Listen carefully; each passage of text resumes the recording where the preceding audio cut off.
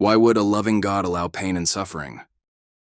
Part 5. Pain and Suffering, a Means to Build Strength and Character. Though painful, suffering often shapes and strengthens us in ways comfort never could. Paul writes, "We rejoice in our sufferings, knowing that suffering produces endurance, and endurance produces character, and character produces hope." Romans 5:3-4.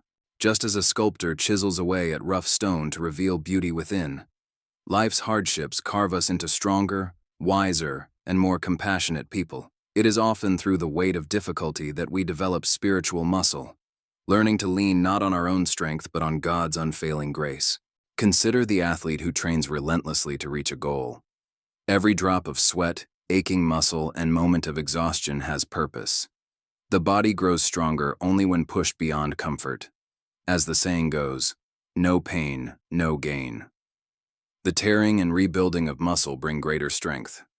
Likewise, the runner endures sore legs and burning lungs to finish the race, pain transforming weakness into endurance and struggle into victory. The mother endures the agony of childbirth, yet her pain ends in the joy of new life. Her tears turn to gladness, and her suffering becomes a symbol of love's strength. As Jesus said in John 16:21, when her child is born, she forgets the anguish for the joy that a baby has entered the world. Pain, then, is often the doorway through which blessing enters. The student stays up through the night to earn a degree. The farmer toils under the sun to bring in a harvest. The patient endures the pain of surgery to regain health. In every case, the suffering is not meaningless. It is the soil from which growth springs.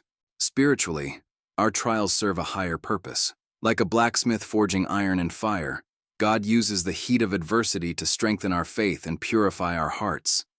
James echoes this truth. The testing of your faith produces steadfastness.